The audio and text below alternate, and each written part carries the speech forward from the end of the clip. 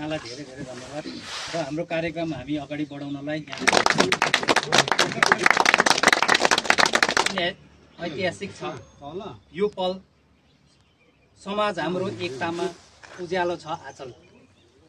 सङ्घर्षले रोप्यौं बिउ, श्रमले सिच्यौं माटो, अग्रजको त्यागले बलियो बन्यो घाँटी। सहयोग, सेवा, एकता हाम्रो मूल मन्त्र। न्याय, विकास, प्रेमले गरौँ समाज सन्त। हाम्रो समाजको सभा गोरे जेठबाउको आँगनमा भएको थियो र त्यो सभाको सभाध्यक्ष यहाँको ससुरा हुनुहुन्थ्यो प्रेमबहादुर बस्नेत। उहाँ अहिले हामीसँग हुनुहुन्न र यो प्रकारले समाज सुरु भएको र आजको दिनसम्म यो समाज आज 20 तारिकदेखि उता 30 वर्ष टिके र यो समाजको प्रथम सभा 4 तारिक फेब्रुअरी 1996 मा राखिएको थियो र 4 तारिक फेब्रुअरीमा जन्मेको समाज 20 तारिक मार्च एक महिना केही दिन पछाडि नै रेजिस्ट्रेसन भयो। यो पाक्युङ भेगमा चाहिँ सबैभन्दा सिनियर समाज हो। योभन्दा अगाडिको एउटा सिनियर समाज चाहिँ बासिलाखामा। यो समाजले के पनि गर्छन् भन्दाखेरि एउटै कुरा मात्रै म यहाँ जनाउन चाहन्छु। सिनियर मेम्बरहरूलाई हामीले सधैँ अभिनन्दन गर्ने कार्यक्रम राखेका छौँ।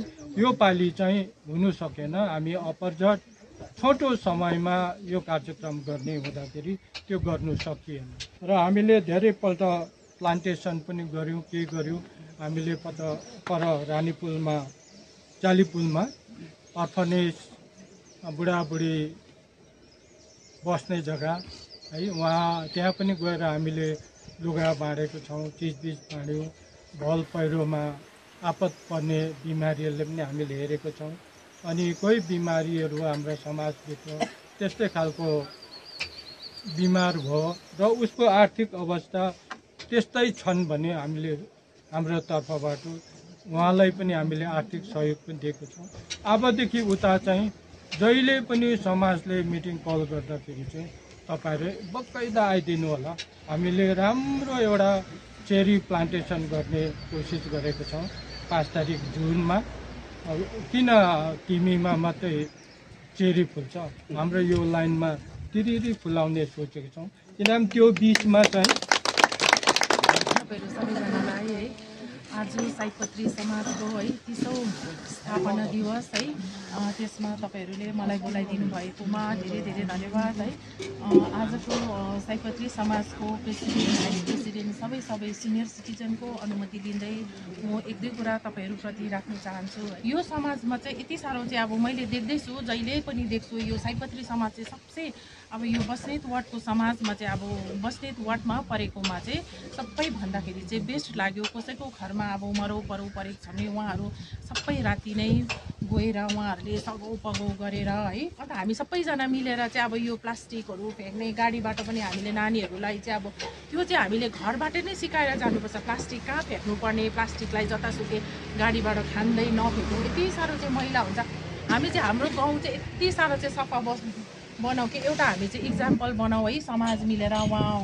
उहाँहरू सिनियर सिटिजनहरू हुनुहुन्छ है, तपाईँहरू सबै यङ हुनुहुन्छ होइन, सबैजना मिलेर चाहिँ हाम्रो समाजलाई चाहिँ अब सुधार ल्याउँछ। हाम्रा अति आदरणीय म्याडम पञ्चायत, हाम्रा म्याडम सकिला म्याडम, साथै हाम्रा एडभाइजर जनरल सेक्रेटरी, हाम्रा केसियर, साथै समस्त हाम्रा सयपत्री सुधार सङ्घका मेम्बरहरू हुनुहुन्छ। सबैलाई मेरो हार्दिक अभिनन्दन, हार्दिक स्वागत छ। सजिलोसँग हाम्रो पञ्चायत हुनुहुन्छ र अझै हामीले आशा राखेका छौँ पञ्चायतलाई धेरै कुरो सुझाव दिनु छ, तपाईँहरूले पनि दिनुहोस् कि हामीलाई एउटा समाज भवनको अति आवश्यक छ। यो आज तपाईँहरूले भन्नुहुँदैछ 30औं वर्षगाँठ। यो सुरुको दिनमा म पनि थिएँ, त्यति बेला उहाँ हुनुहुन्थ्यो, म पनि थिएँ। देवी बस्नेत जनरल सेक्रेटरी हुनुहुन्थ्यो फर्स्ट। त्यति बेला गोरे जेठाउको आँगनमा, गोरे जेठाउ भन्नाले चाहिँ के नाम पो भन्नुभयो, जसबहादुर बस्नेतको आँगनमा भएको मलाई अझै याद छ। नन्दुबाबु हुनुहुन्थ्यो, मनबहादुर मामा हुनुहुन्थ्यो, थुप्रै बद्री बजेटर थुप्रै हुनुहुन्थ्यो। सबैभन्दा पुरानो सयपत्री समाज सुधार सङ्घ, यसलाई यथावत राख्नुपर्छ हामीले। तपाईँहरूले हेर्नुहोस्, जति नै व्यस्तता भयो भने आएर एक दिन चाहिँ 3 महिनामा, अब हामी क्वार्टरली मिटिङ राख्छौँ, 3 महिनामा एक दिन घरको एकजना कोही आउनु सकेन भने पनि एउटा रिप्रेजेन्टेटिभ पठाइदिनुहोस्, हामी मिटिङ गर्छौँ। कतिवटा अब कार्यक्रमहरू गर्नुपर्ने छ, त्यहाँ हामी छलफल गर्छौँ।